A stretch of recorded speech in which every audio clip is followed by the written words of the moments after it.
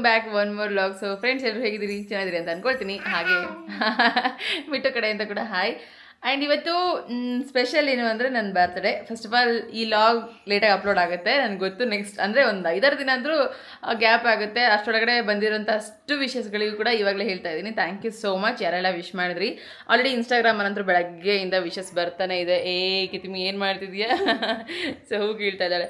ಹಾಗೆ ಇವಾಗ ಕೂದಲು ನಾನು ಬಿಟ್ಕೊಂಡಿದ್ದೆ, ಯಾಕೋ ಬೇಡ ಅಂತ ಅನ್ನಿಸ್ತು, ಹೊರಗಡೆ ಹೋಗಬೇಕು ಅಂತ ಹೇಳಿ. ಹಂಗಾಗಿ ಈ ಥರ ಕಟ್ಟಿ ಇಟ್ಕೊಂಡಿದ್ದೀನಿ. ಸೊ ಇವತ್ತಿನ ಲಾಗ್ ತುಂಬ ಚೆನ್ನಾಗಿರುತ್ತೆ ಅಂತ ಭಾವಿಸ್ತಾ ಇದ್ದೀನಿ. ಹಾಗಾಗಿ ಲಾಗ್ ಸ್ಟಾರ್ಟ್ ಮಾಡಿದೆ. ರೆಡಿಯಾಗಿದ್ದಂತೂ ಆಯಿತು ಬೆಳಗ್ಗೆ. ಅದರಲ್ಲಿ ಇವತ್ತು ಸಂಡೇ, ನಮ್ಮದು ಸಂಡೇ ಎವ್ರಿ ಸಂಡೇ ಸ್ವಲ್ಪ ಕ್ಲೀನಿಂಗ್ ಜಾಸ್ತಿ ಇರುತ್ತೆ. ಅಂದರೆ ಒಂದು ಸ್ವಲ್ಪ ಡೀಪ್ ಕ್ಲೀನ್ ಮಾಡ್ಕೋಬೇಕು. ಜಯಂತ್ ಮತ್ತು ನನಗೂ ಇಬ್ಬರು ಕೂಡ ಡಿವೈಡ್. ಎಲ್ಲಿದ್ದಾರೆ ಜಯಂತ್ ಅಂತ ನೋಡ್ತಿದ್ದೀರಾ, ಇಲ್ಲೇ ಇದ್ದಾರೆ ಅವರು. ಬೆಳಗ್ಗೆ ಎದ್ದು ಅವ್ರು ನಾನು ಅಡುಗೆ ಮನೆ ಕ್ಲೀನ್ ಮಾಡಿದ್ರೆ ಅವರು ಮನೆ ಎಲ್ಲ ಕಸ ಹೊಡೆದು ನೆಲ ಒರೆಸಿ ಮತ್ತು ಎಲ್ಲರೂ ಫ್ರೆಶ್ ಅಪ್ ಆಗಿ ಮಕ್ಕಳು ಕೂಡ ಫ್ರೆಶ್ ಅಪ್ ಮಾಡಿಕೊಂಡು ಅವರಿಗೆ ಹೇಳ್ಬಿಟ್ಟಿದ್ವಿ ಎಲ್ಲ ಹೊರಗಡೆ ಹೋಗ್ಬೇಕಂತೇಳಿ. ಆಲ್ರೆಡಿ 1 ಗಂಟೆ ಆಗಿಬಿಟ್ಟಿದೆ, ದೇವಸ್ಥಾನಕ್ಕಂತರೂ ಇಲ್ಲ. ಮತ್ತು ಇನ್ನೊಂದು ಕಡೆ ನಾನು ಒಂದು ಪ್ರಮೋಷನ್ ಮಾಡ್ತೀನಿ ಅಂಗಡಿಗೆ, ಯಾವಾಗಲೂ ಫರ್ನಿಚರ್ ಶಾಪ್. ಅವ್ರು ಕೂಡ ಕರೆದಿದ್ರು ಬನ್ನಿ ಅಂತ ಹೇಳಿ. ಮೇ ಬಿ ಚಿಕ್ಕದಾಗಿ ಏನಾದ್ರು ಸೆಲೆಬ್ರೇಷನ್ ಇಟ್ಕೊಂಡಿರಬೇಕು ಅಂತ ಅಂದ್ಕೊಂಡು ಅಲ್ಲಿಗೆ ರೆಡಿ ಆದರೆ ಅವರು ಕೂಡ ಹೊರಗಡೆ ಹೋಗಿದ್ದಾರಂತೆ. ಹಾಗಾಗಿ ಇವಾಗ ಹೇಳ್ಬಿಟ್ಟಿದ್ದೀವಿ ಹೊರಗಡೆ ಹೋಗಿ ಬರಬೇಕು ಅಂತೇಳಿ. ನಾನು ಮಿಟ್ಟು ಮಿಂಚು ಜಯಂತ್ ಹೊರಗಡೆ ಹೋಗ್ತಾ ಇದ್ದೀವಿ. ಚಿಟ್ಟಿ ಬರಲ್ವಂತೆ. ಸೊ ನಾವಿನ್ನು 4 ಜನ ಹೋಗೋಣ ಅಂತ ಪ್ಲಾನ್ ಮಾಡಿದ್ರೆ ಐಸ್ ಕ್ರೀಮ್ ಪಾರ್ಲರ್ ಬಿಟ್ಟರೆ ಬೆಸ್ಟ್ ಆಪ್ಷನ್ ಇಲ್ಲ ಈ ವೆದರಲ್ಲಿ. ಸೊ ಹೋಗಿ ಬಂದುಬಿಡೋಣ ಅಂತೇಳಿ ಅದಾದಮೇಲೆ ತುಂಬ ಕೆಲಸಗಳಿದೆ. ಇವತ್ತಿಗೆ ನಾವೇನು ಪ್ಲ್ಯಾನ್ ಮಾಡಿದ್ದೀವಿ ಮತ್ತು ಯಾವ ಥರ ಪಾರ್ಟಿ ಮಾಡಬೇಕಂತ ಪ್ಲ್ಯಾನ್ ಮಾಡಿದ್ದೀವಿ ಅದೆಲ್ಲ ಕೂಡ ಶೇರ್ ಮಾಡ್ತೀವಿ. ಅದು ಏನು ಐಡಿಯಾ ಮಾಡಿದ್ದು ಜಯಂತ್ ಮತ್ತು ಇಬ್ಬರು ಒಂದೇ ಥರ ಯೋಚನೆ ಮಾಡಿದ್ದೀವಿ. ಇಬ್ಬರು ಡಿಸ್ಕಷನ್ ಮಾಡ್ದಿರ ಒಂದೇ ಥರ ಇದು ಮಾಡಿದ್ರೆ ಚೆನ್ನಾಗಿ ಅಂತ ಹೇಳಿ ನಾನು ಯೋಚನೆ ಮಾಡ್ತಾ ಇದ್ದೀನಿ. ಪಾತ್ರೆ ತೊಳ್ಕೊಂಡು ಅವರು ಹಿಂಗೆ ಮಾಡಿದ್ರೆ ಚೆನ್ನಾಗಿ ಅಂತೇಳಿ ಕಸ ಹೊಡ್ಕೊ ಅಂತ ಮಾಡ್ತಿದ್ರು. ಆಮೇಲೆ ಒಳಗಡೆ ಬಂದು ಕೇಳಿದಾಗ ಅಯ್ಯೋ ಅದು ಹೆಂಗೆ ಅಂದರೆ ಇದೊಂದೇ ವಿಚಾರದಲ್ಲ, ದಿನಾ ಹೀಗೆ ಆಗ್ತಾ ಇದೆ ನಮಗೆ. ನಾನು ಏನು ಯೋಚನೆ ಮಾಡ್ತಿರ್ತೀನೋ ಆಲ್ರೆಡಿ ಅವರು ಅದನ್ನ ಯೋಚನೆ ಮಾಡಿರ್ತಾರೆ, ಅವರು ಯೋಚನೆ ಮಾಡಿರೋದು ಆಲ್ರೆಡಿ ನನ್ನ ಬಾಯಲ್ಲಿ ಬರ್ತಿರುತ್ತೆ. ಹಾಗೆ ತುಂಬ ಅಂಡರ್ಸ್ಟ್ಯಾಂಡಿಂಗಲ್ಲಿ ಹೋಗ್ತಾ ಇದೆ. ನಾನು ಬಾಯಿ ಬಿಟ್ಟು ಹೇಳ್ತಾರಲ್ಲ ಎಲ್ಲಿ ಕವ್ವು ಅಂತ ಎಲ್ಲಿ ನಾನು ಅದನ್ನ ಒಪ್ಪಲ್ವೋ ಅದನ್ನ ಅಪೋಸ್ ಮಾಡ್ತೀನೋ ಅಂತೇಳಿ ಜಯಂತ್ ನನ್ನ ಹತ್ರ ಹೇಳಲ್ಲ. ನಾನು ಓಪನ್ ಅಪ್ ಆಗಿಬಿಡ್ತೀನಿ. ಅಂದರೆ ನಾನು ಬೇಗ ಡಿಸ್ಕಷನ್ ಮಾಡೋದಕ್ಕೆ ಮುಂದಾಗ್ತೀನಿ. ಹಾಗಾಗಿ ಅವ್ರು ಅವಾಗ ಅದನ್ನ ಹೇಳ್ತಾರೆ, ನಾನು ಇದನ್ನೇ ಯೋಚನೆ ಮಾಡಿದ್ದೆ ಅಂತ. ಏನಮ್ಮ ಹೋಗೋಣ? ಸರಿ, ಇವಾಗ ಸಿಂಪಲ್ ಆಗಿ ಹೊರಗಡೆ ಏನಮ್ಮ ಚಪ್ಪಲಿ ಸಮೇತ ಚಪ್ಪಲಿ ಹಾಕೊಂಡಿದ್ಯಾ? ಹೋಗೋಣ, ಲೇಟ್ ಆಯ್ತಾ? ಅವಳು ಅಗ್ಲೆಯಿಂದ ಕಾಯ್ತಾ ಇದ್ದಾಳೆ ಫ್ರೆಂಡ್ಸ್, ಹೋಗೋಣ ಅಂದಿದ್ದಕ್ಕೆ. ಸೊ ಚಲೋ, ಮಕ್ಕಳಿಗೆ ಒಂದು ಸ್ವಲ್ಪ ಹೊರಗಡೆ ಹಾಗೆ ಒಂದು ಅರ್ಧ ಗಂಟೆ ಹೋಗಿ ಕರ್ಕೊಂಡು ಹೋಗಿ ಬಂದು ನೆಕ್ಸ್ಟ್ ಎಲ್ಲ ರೆಡಿ ಮಾಡ್ಕೊತೀವಿ. ನೆಕ್ಸ್ಟ್ ಪಾರ್ಟಿ ಇದೆ ಇವತ್ತು. ಅದನ್ನು ನಾವೇ ಆರ್ಗನೈಸ್ ಮಾಡೋದು, ನಾವೇ ಅಡುಗೆ ಮಾಡೋದು, ನಾವೇ ಊಟ ಮಾಡೋದು. ಬಟ್ ಏನು ಮಾಡ್ತೀವಿ ಅನ್ನೋದು ಸ್ಪೆಷಲ್. ಸೊ ಬನ್ನಿ ಹೋಗೋಣ, ಹೋಗಿ ಬಂದ್ಬೇಡ. ತುಂಡು ಬೇಕಾ? ಅಲ್ಲ ಗುಂಡು ಬೇಕಾ? ಅಷ್ಟೇ, only veg and non veg both. ಹೋಗೋಣ. ಒಂದೇ ತಗೊತಾ ಇರೋದು ಫೋನ್, ಒಂದೇ ಇರಲಿ. ಏನು ಬಂದತ್ತೆ ನೋಡ್ರಿ. ಸಿಂಪಲಾಗಿ ಇವಾಗ ಸುಮ್ಮನೆ ಹೇಳ್ಬಿಟ್ಟಿದ್ದೀವಿ ಅನ್ನೋ ಕಾರಣಕ್ಕೆ ಹೊರಗಡೆ ಹೋಗ್ತಾ ಇದ್ದೀವಿ ಫ್ರೆಂಡ್ಸ್. ಇಲ್ಲಂದ್ರೆ ಮನೇಲೇ ಇರ್ತಿದ್ದೆ. ಹೆಂಗೂ ರೆಡಿ ಆಗಿಬಿಟ್ಟಿದ್ದೀನಲ್ಲ, ನಂದು ಹೋಗೋದೆಲ್ಲ ಕ್ಯಾನ್ಸಲ್ ಆಯಿತು ಅಂತ. ದೇವಸ್ಥಾನಕ್ಕೆ ಏನು ಸಂಜೆ ಹೋಗೋಣ? ದೇವಸ್ಥಾನ ಕ್ಯಾನ್ಸಲ್. ಮನೆಗೆ ದೀಪ ಹಚ್ಬೇಕಂತೆ.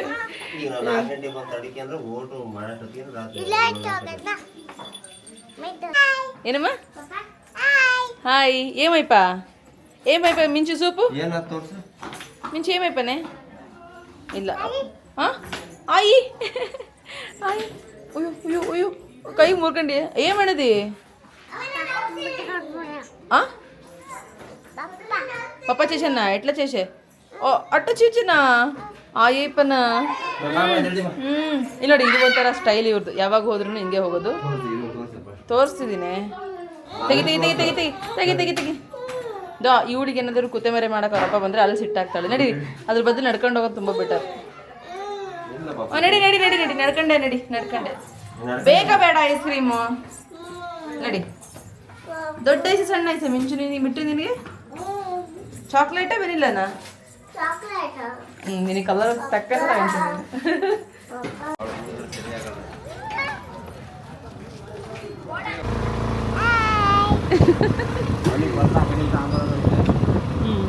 ಏನು ಮಿಂಚು ಪಿಂಕು ಸರಿ.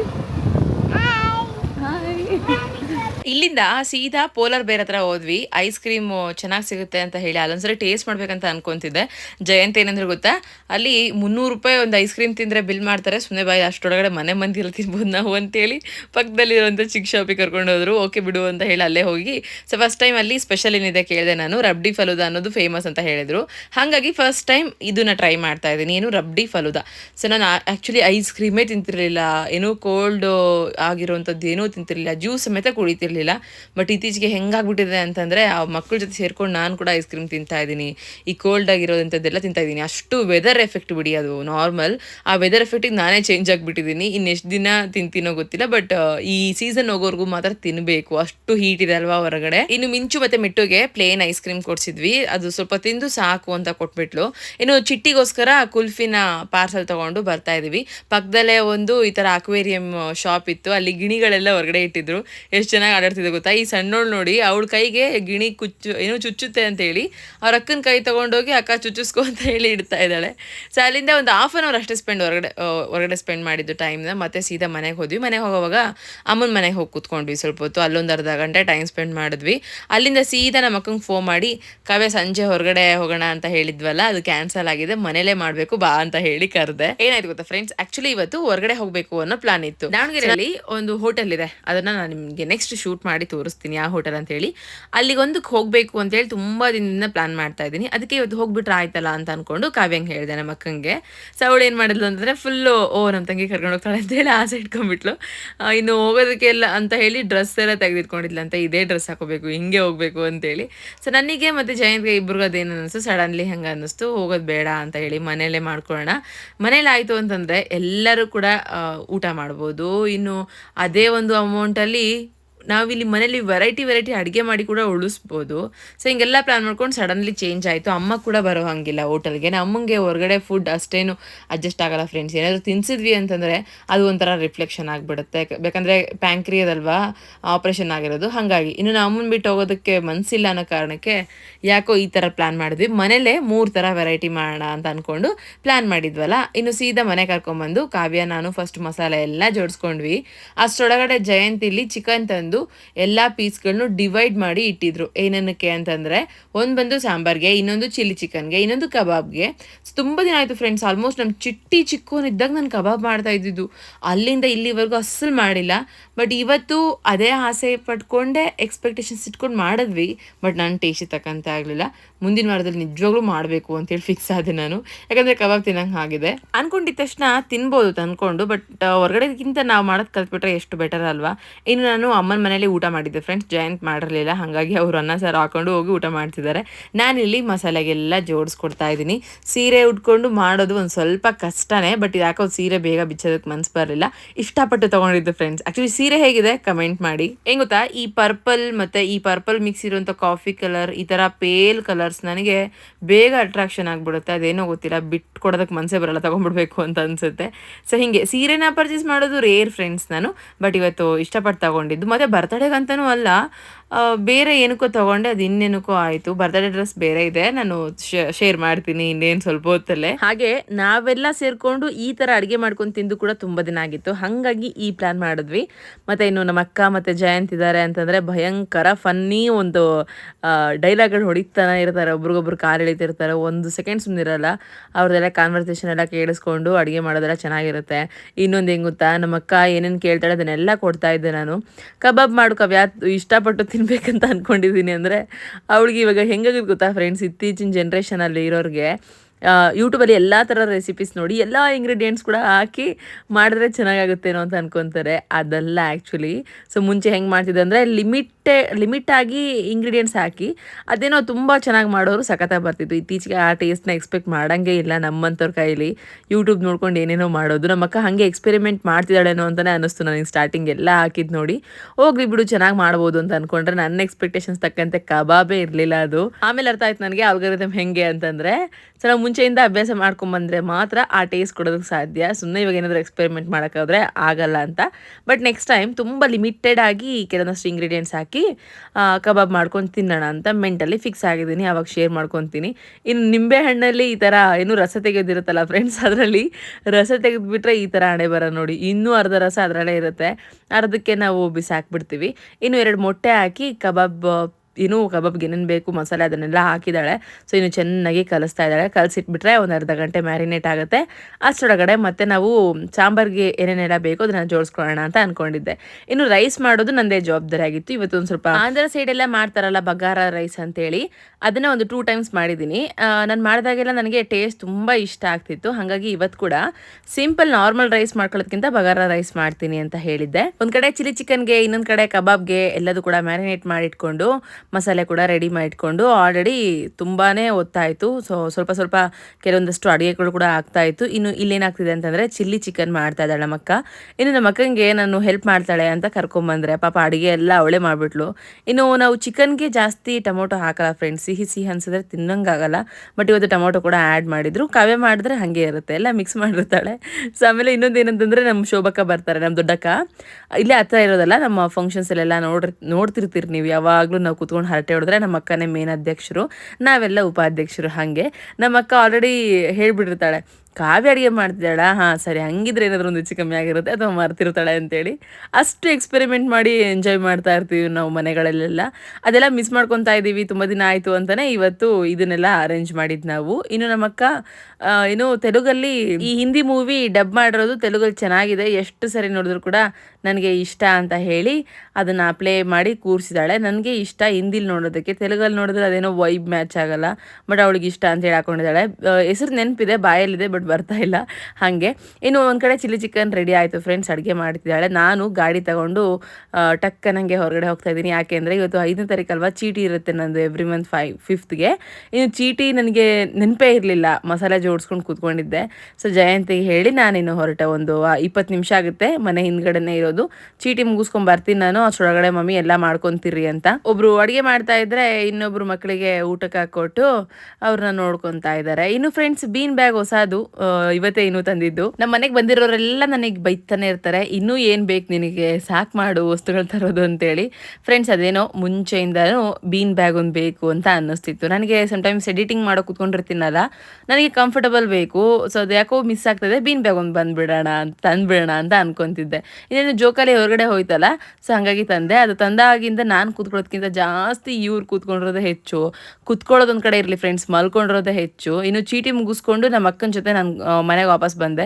ಇನ್ನು ಕಾವ್ಯ ಆವಾಗ ಅಡುಗೆ ಎಲ್ಲ ಮಾಡಿಟ್ಟಿದ್ಲಲ್ಲ, ನಾನು ಹೋಗಿ ರೆಡಿಯಾಗಿ ಬರ್ತೀನಿ ಅಂತ ಹೇಳಿ ಹೋಗಿ ಮತ್ತೆ ಬರೋದ್ರೊಳಗಡೆ 7:15 ಆಯಿತು ಫ್ರೆಂಡ್ಸ್. ಇನ್ನು ನಾನಿಲ್ಲಿ ಏನು ಮಾಡ್ತಿದ್ದೀನಿ ಅಂದರೆ, ಇನ್ನೇನು ರೆಡಿ ಆಗಬೇಕು ಅಂತ ಅಂದ್ಕೊಂಡೆ. ಅಷ್ಟೊತ್ತಿಗೆ ನಾನು ಹೇಳಿದ್ನಲ್ಲ, ನಾನೊಂದು ಅಂಗಡಿಗೆ ಪ್ರಮೋಷನ್ ಮಾಡ್ತೀನಿ ಅಂತೇಳಿ, ಅವ್ರು ಕೂಡ ಫೋನ್ ಮಾಡಿ ಕರೆದ್ರು. ಅಡುಗೆ ಎಲ್ಲ ನೋಡಿ ಆಲ್ರೆಡಿ ರೆಡಿ ಆಗಿದೆ. ಒಂದು ಕಡೆ ಸಾಂಬಾರು, ಒಂದು ಕಡೆ ಚಿಲ್ಲಿ ಚಿಕನ್, ಇನ್ನೊಂದು ಕಡೆ ಬಗಾರ ರೈಸ್, ಇದನ್ನೆಲ್ಲ ಆಲ್ರೆಡಿ ಮಾಡಿಟ್ಟಿದ್ವಿ. ಸೊ ಇದೆಲ್ಲ ಕಾವ್ಯ ಮಾಡಿದ್ದು, ರೈಸ್ ಮಾತ್ರ ನಾನು ಮಾಡಿದ್ದು. ಇನ್ನು ಅವಳು ಹೋಗಿ ರೆಡಿಯಾಗಿ ಬಂದು, ನಾನು ಕೂಡ ರೆಡಿಯಾಗಕ್ಕೆ ಹೊರಟೆ. ಏನು ಕಾವ್ಯ, ನಾನು ಸೇಮ್ ಡ್ರೆಸ್ ಹಾಕೊಂಡ್ಬಿಟ್ಟಿದೆಯಲ್ಲ ಅಂತ ಹೇಳಿ ಎಲ್ಲರೂ ನಾವು ಮಾತಾಡ್ಕೊಂಡು ಹಾಕೊಂಡಿದ್ದೀವಿ ಅಂತ ಅನ್ಕೊಂಡಿದ್ರು. ಆ್ಯಕ್ಚುಲಿ ಇಲ್ಲ ಫ್ರೆಂಡ್ಸ್, ಪಾಪ ಅವಳಿಗೆ ನನಗೆ ಬರ್ತಡೇ ಡ್ರೆಸ್ ಎಂತ ತೊಗೊಂಡಿದ್ದೀನಿ ಅಂತಲೇ ಅವಳಿಗೆ ಗೊತ್ತಿರಲಿಲ್ಲ. ಅವಳು ಇವತ್ತೇ ಈ ಡ್ರೆಸ್ ಹಾಕೊಂಡ್ಬರ್ತಾಳೆ ಅಂತ ನನಗೆ ಗೊತ್ತಿರಲಿಲ್ಲ. ಇಬ್ಬರದ್ದು ಸೇಮ್ ಕಲರ್ ಮ್ಯಾಚ್ ಆಗೋಯ್ತು. ಏನೋ ಕುತ್ಕೊಂಡಿರಿ, ಒಂದು ಸ್ವಲ್ಪ ಹೊತ್ತು ಬರ್ತೀವಿ, ಒಂದು 20 ನಿಮಿಷದೊಳಗಡೆ ಬರ್ತೀವಿ ಮನೆಗೆ ವಾಪಸ್ ಅಂತ ಹೇಳಿ ನಾನು ಜಯಂತ್ ಹೊರಟ್ವಿ. ಮಕ್ಕಳೆಲ್ಲ ಇನ್ನೂ ಇಲ್ಲೇ ಇದ್ದಾರೆ. ಅಮ್ಮಂಗೆ ಹೇಳಿದ್ದೆ, ಅಮ್ಮ ಸ್ವಲ್ಪ ರೆಡಿ ಮಾಡೋರು ನಮ್ಮ ಮುಖ ಎಲ್ಲ ತೊಳೆದು ಅಂತ ಹೇಳಿ. ಸೊ ನಾನು ಮತ್ತು ಜಯಂತಿನೂ SRM ಫರ್ನಿಚರ್ ಕಡೆ ಹೋಗ್ತಾ ಇದ್ದೀವಿ. ಸೊ ನಾನು ಯಾವಾಗಲೂ SRM ಫರ್ನಿಚರ್ ಶಾಪ್ಗೆ ಪ್ರಮೋಷನ್ ಮಾಡ್ತಿರ್ತೀನಲ್ಲ, ಫ್ಯಾಮಿಲಿ ಫ್ರೆಂಡ್ಸ್ ಥರ ಆಗಿಬಿಟ್ಟಿದ್ದಾರೆ. ಅಲ್ಲಿರೋ ಹುಡುಗರಂದ್ರು ಎಷ್ಟು ಹಚ್ಕೊಂಡಿದ್ದಾರೆ ಅಂತಂದರೆ, ಹೋಗಿದ ತಕ್ಷಣ ಮೇಡಮ್ ಮೇಡಮ್ ಮೇಡಮ್ ಮೇಡಮ್ ಅನ್ಕೊತ, ಅಕ್ಕ ಅನ್ಕೊತ ಸಖತ್ ಎಂಜಾಯ್ ಮಾಡ್ತಿರ್ತೀವಿ. ಅದರಲ್ಲೂ ನಾನು ಹೋದರೆ ಸುಮ್ಮನೆ ಇರಲ್ಲ ಫ್ರೆಂಡ್ಸ್, ಸ್ವಲ್ಪ ಜಾಸ್ತಿ ತಲೆ ತಿಂದ್ಬಿಡ್ತೀನಿ. ಮತ್ತು ಹೋದ ಕಡೆ ಎಲ್ಲ ಖುಷಿಯಾಗಿರೋದಕ್ಕೆ ಟ್ರೈ ಮಾಡ್ತಿರ್ತೀನಲ್ಲ, ಹಾಗಾಗಿ ಈ ಥರದೊಂದು ಬಾಂಡಿಂಗ್ಸ್ ಎಲ್ಲ ಬೆಳೀತಿರುತ್ತೆ. ಸೊ ಹಾಗಾಗಿ ಫ್ಯಾಮಿಲಿ ಥರ ಇದೆ ನನಗೆ ಆ ಒಂದು ಶಾಪ್. ಹಾಗೆ ಜಯಂತಿಗೆ ಹೇಳಿದ್ದೆ ನಾನು, ಮಮ್ಮಿ ಇವತ್ತು ನಾನೇ ಗಾಡಿ ಹೊಡಿತೀನಿ ಅಂತ ಹೇಳಿ, ನೀನಾ ನನ್ನನ್ನು ಕೂರಿಸ್ಕೊಂಡು ಹೊಡಿತೀಯಾ ಅಂತ ಅವರು.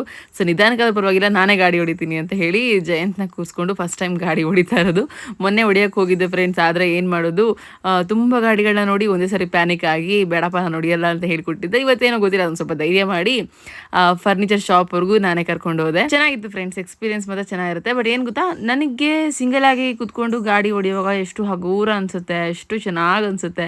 ಬಟ್ ಯಾರಾದರೂ ಇದ್ದಾರೆ ಅಂತಂದಾಗ ಒಂದು ಸ್ವಲ್ಪ ಭಯ ಆಗುತ್ತೆ, ಬಿಕಾಸ್ ರೂಢಿ ಇಲ್ವಲ್ಲ. ಹಾಗಾಗಿ ಇನ್ಮೇಲಾದರೂ ಅಟ್ಲೀಸ್ಟ್ ರೂಢಿ ಮಾಡ್ಕೋಬೇಕು ಅಂತ ಅನ್ಕೊತಿದ್ದೀನಿ. ಇನ್ನು ನಾನು 3 ಮಕ್ಕಳನ್ನ ಕೂರಿಸ್ಕೊಂಡು ಆರಾಮಾಗಿ ಹೊಡಿತೀನಿ. ಆರಾಮಾಗಿ ಅಂದರೆ ತುಂಬ ಸ್ಲೋ ಆಗಿ ಹೊಡಿತೀನಿ. ಇನ್ನು ಶಾಪ್ ಹತ್ರ ಹೋಗೋದ್ರೊಳಗಡೆನೆ ನಾನು ಇನ್ನು ಹಾರನ್ ಹಾಕಿದ್ದು ನೋಡಿದ ತಕ್ಷಣ ಎಲ್ಲರೂ ಆ ಸ್ಮೈಲ್ ಕೊಟ್ಟರು, ಸಖತ್ ಇಷ್ಟ ಆಯ್ತು ನನಗೆ ಅದು. ಓಕೆ ವೇಟ್ ಮಾಡ್ತಿದ್ದಾರೆ ಅಂತೇಳಿ. ಇನ್ನು ಕೇಕ್ ಕೂಡ ತಂದಿಟ್ಟಿದ್ರು ಫ್ರೆಂಡ್ಸ್ ಆಲ್ರೆಡಿ. ಸೊ ಹೋಗಿದ ತಕ್ಷಣ ಇನ್ನು ಸ್ಟಾರ್ಟ್ ಮಾಡ್ಕೊಂಡ್ರು. ತುಂಬ ಖುಷಿ ಆಯ್ತು ನನಗೆ, ಬಿಕಾಸ್ ಆಲ್ಮೋಸ್ಟ್ ಒಂದು 4 years ಆಗ್ತಾ ಬಂತು ಫ್ರೆಂಡ್ಸ್. ಯಾವುದು ಬರ್ತ್ಡೇ ಅಂತ ಏನು ಸೆಲೆಬ್ರೇಷನ್ ಮಾಡ್ಕೊಂಡಿರಲಿಲ್ಲ. ಆ್ಯಂಡ್ ನನಗೆ ಆ ಥರ ಫೀಲ್ ಕೂಡ ಅನ್ನಿಸ್ತಿರ್ಲಿಲ್ಲ. ಬರ್ತಡೇನ ಆಯಿತು ಬಿಡು ಅನ್ನೋ ಥರನೇ ಇತ್ತು. ಯಾವ ಒಂದು ವರ್ಷ ಹೆಂಗೆ ಮಾಡಿದ್ವಿ ಗೊತ್ತಿಲ್ಲ, ಬಟ್ ಒಂದು 4 yearsಯಿಂದ ಆಲ್ಮೋಸ್ಟ್ ಸ್ಟಾಪ್ ಆಗಿತ್ತು. ಇದೇ ವರ್ಷ ಅನಿಸುತ್ತೆ ಮತ್ತೆ ನಂದು ಈ ಥರ ಕಮ್ ಬ್ಯಾಕ್ ಆಗ್ತಿರೋದು. ಆ್ಯಂಡ್ ಇದು ಫಸ್ಟ್ ಕೇಕ್. ಸೊ ಇನ್ನು ಹರ್ಷ ಅಂತ ಇದ್ದಾರೆ, ಇಲ್ಲಿ ರಘು ಅಂತ ಇದ್ದಾರೆ, ಅವರೆಲ್ಲ ಫ್ಯಾಮಿಲಿ ಫ್ರೆಂಡ್ಸ್ ಆಗಿಬಿಟ್ಟಿದ್ದಾರೆ ನನಗೆ. ಆ್ಯಂಡ್ ಇಲ್ಲಿ ಎಲ್ಲರೂ ಸೇರಿಕೊಂಡು ಕೇಕ್ ಕಟಿಂಗ್ ಸೆಲೆಬ್ರೇಷನ್ ಏನಿತ್ತಲ್ಲ ಅದನ್ನು ಕಂಪ್ಲೀಟ್ ಮಾಡ್ಕೊಂಡು ಏನೋ ಒಂಥರ ತುಂಬ ಖುಷಿ ಆಯಿತು ಫ್ರೆಂಡ್ಸ್. ಇವಾಗ ನಾರ್ಮಲಿ ಫ್ಯಾಮಿಲಿಲಿ ನಾವು ಮಾಡೋವಂಥದ್ದು ಇರುತ್ತೆ, ಬಟ್ ಅದರಲ್ಲಿ ವರ್ಕ್ ಮಾಡೋವಂಥ ಪ್ಲೇಸಲ್ಲಿ, ನಾವು ಚಿಕ್ಕದಾಗೇನೋ ವರ್ಕ್ ಮಾಡೋವಂಥ ಪ್ಲೇಸಲ್ಲಿ ಈ ಥರದೊಂದು ಸೆಲೆಬ್ರೇಷನ್ ಎಷ್ಟೋ ಖುಷಿ ಕೊಡುತ್ತೆ.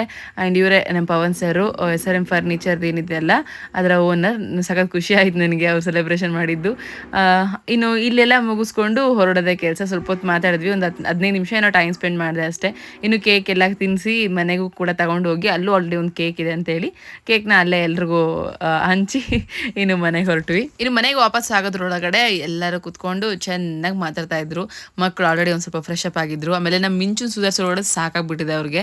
ಸೊ ಯಾಕಂದರೆ ಅವಳು ಹಂಗೆ ತಲೆ ತಿಂತಾಳೆ ಫ್ರೆಂಡ್ಸ್. ನಮ್ಮ ತಮ್ಮಂದ್ರು ಕೂಡ ಆಲ್ರೆಡಿ ಬಂದಿದ್ರು. ಅದರಲ್ಲೂ ಇವತ್ತು CSK ಮತ್ತು RCB ಮ್ಯಾಚ್ ನಡೀತಾ ಇತ್ತು.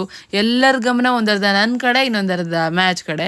ಮತ್ತು ಅದರಲ್ಲೂ ನಮ್ಮ ಮನೇಲಿರೋ ಅಷ್ಟರು ಕೂಡ ಏನೋ ಕ್ರಿಕೆಟ್ ಫ್ಯಾನ್ಸ್, ಚಿಕ್ಕವರಿಂದ ದೊಡ್ಡವರವರೆಗೂ ಎಲ್ಲರ ಗಮನ ಕೂಡ ಅದ್ರ ಮೇಲೇ ಇತ್ತು. ನಾನು ಕೂಡ ಅವಾಗ ನೋಡ್ತಿದ್ದೆ, ಮತ್ತು ಈ ಕಡೆ ಡೈವರ್ಟ್ ಆಗ್ತಿದ್ದೆ, ಹಂಗಾಗ್ತಿತ್ತು ಕತೆ.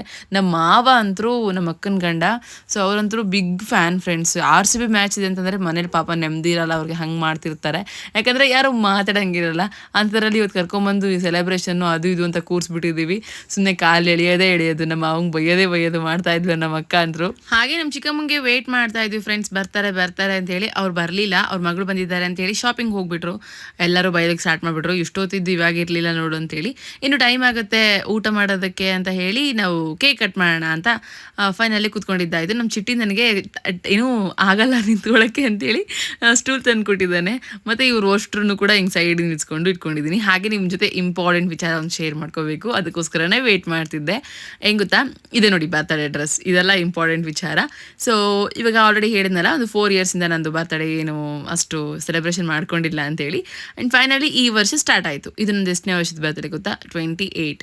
ಆ್ಯಂಡ್ ನಂದು ಇಷ್ಟು ವರ್ಷಕ್ಕೆ ಈ ಥರ ಒಂದು ರೆಸಲ್ಯೂಷನ್ ಇರಬೇಕು, ಆ್ಯಂಡ್ ಇಷ್ಟು ವರ್ಷ ಆದಮೇಲೆ ಇದು ಒಂದು ಡ್ರೀಮ್ಸ್ ಕಂಪ್ಲೀಟ್ ಆಗಬೇಕು ಅಂತೇಳಿ ಇದನ್ನೆಲ್ಲ ನಾನು ಡಿಸೈನ್ ಮಾಡ್ಕೊಂಡಿದ್ದು, ನನ್ನ ಲೈಫ್ ನನಗೆ ಇಷ್ಟ ಆಗೋ ರೀತಿಯಾಗಿ ಡಿಸೈನ್ ಮಾಡ್ಕೊಂಡಿದ್ದೆ ಈ ಕಳೆದ ಒಂದು 2 ವರ್ಷದಲ್ಲಿ.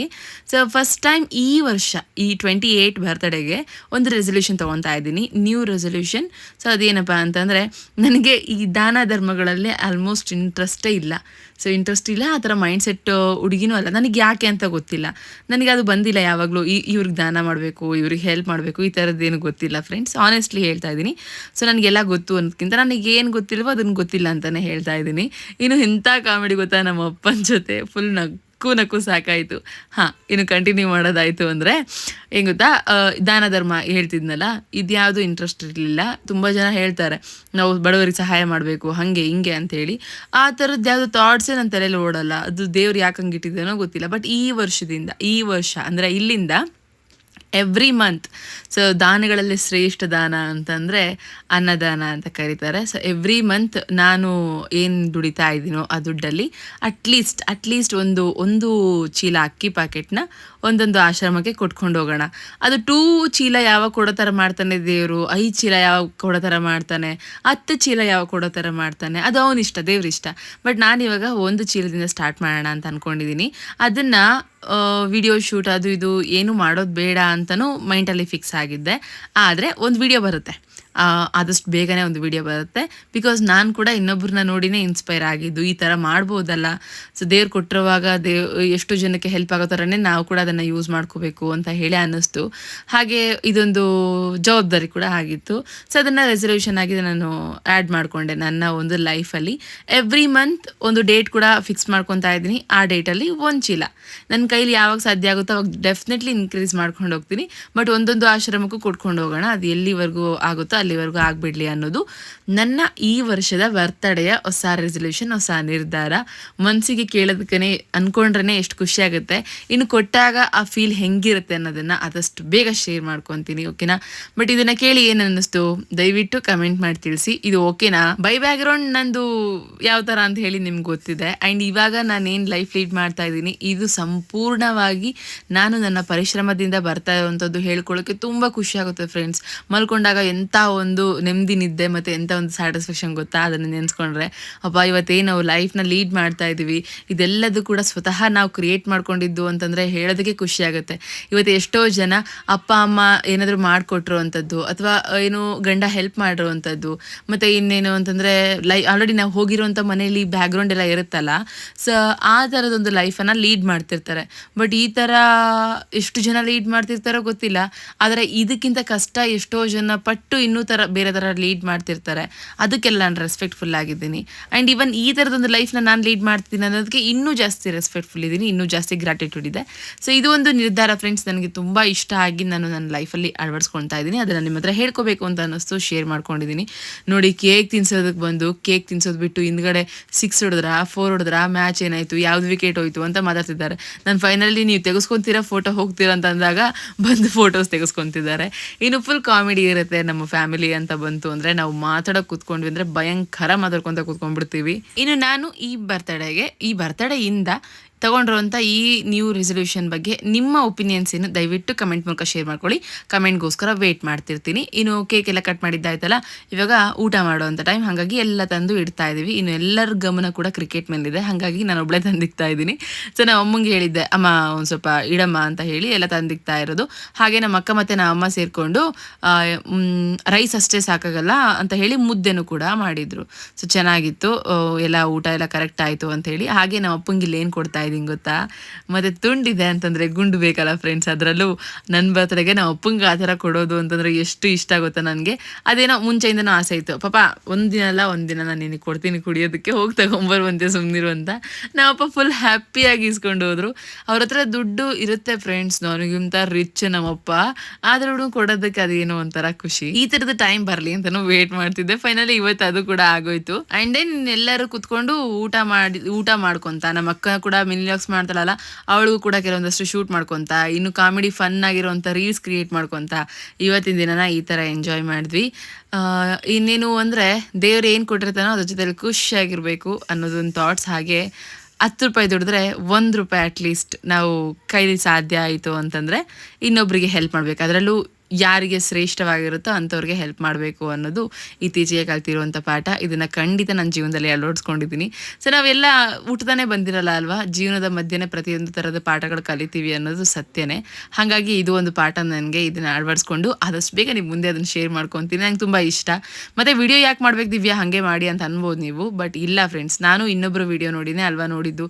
ನನ್ನ ವಿಡಿಯೋ ನೋಡಿ ಮೇ ಬಿ ಯಾರಿಗೋ ಒಬ್ರಿಗೆ 10 ಜನ ಅಲ್ದಿದ್ರು ಒಬ್ಬರಿಗೆ ನಾನು ಹಿಂಗೆ ಮಾಡಲಾ, ನನ್ನ ಹತ್ರನೂ ದುಡ್ಡಿದೆ ಅಂತ ಬಂದುಬಿಡ್ತು ಅಂದರೆ ಆ ಒಂದು ಥಾಟ್ಸಿಂದ ಎಷ್ಟು ಜನರ ಹೊಟ್ಟೆ ತುಂಬುತ್ತೋ ಗೊತ್ತಿಲ್ಲ. ಅದು ಒಂದು ಆದರೆ ಸಾಕು ನನಗೆ, ಇನ್ನೇನು ಬೇಡ. ಸೊ ಹಾಗಾಗಿ ಶೇರ್ ಮಾಡ್ಕೊತೀನಿ. ಇನ್ನು ಊಟ ಮಾಡೋದಷ್ಟೇ ಫ್ರೆಂಡ್ಸ್ ನಂದು ಕತೆ. ಇವತ್ತಿನ ಬರ್ತ್ಡೇ ಸ್ಪೆಷಲ್ ಆಗಿ ಹಿಂಗಿತ್ತು. ಐ ಹೋಪ್ ನಿಮ್ಮೆಲ್ಲರಿಗೂ ಇಷ್ಟ ಆಗಿದೆ ಅಂತ ಅಂದ್ಕೊತೀನಿ. ಇಷ್ಟ ಆಗಿದ್ರೆ ಒಂದೇ ಒಂದು ಕಮೆಂಟ್ ಮೂಲಕ ಶೇರ್ ಮಾಡ್ಕೊಳ್ಳಿ ನಿಮ್ಮ ಒಪಿನಿಯನ್ಸ್ನ. ಇನ್ನು ವಿಡಿಯೋನ ಲೈಕ್ ಮಾಡಿ, ನಮ್ಮ ಚಾನಲ್ನ ಯಾರು ಸಬ್ಸ್ಕ್ರೈಬ್ ಮಾಡ್ಕೊಂಡಿಲ್ಲ ಸೊ ಪ್ಲೀಸ್ ಈಗ ಸಬ್ಸ್ಕ್ರೈಬ್ ಮಾಡ್ಕೊಳ್ಳಿ. ಮತ್ತೆ ಸಿಗ್ತೀನಿ. ಎಲ್ಲರೂ keep watching, keep supporting. Thank you, bye.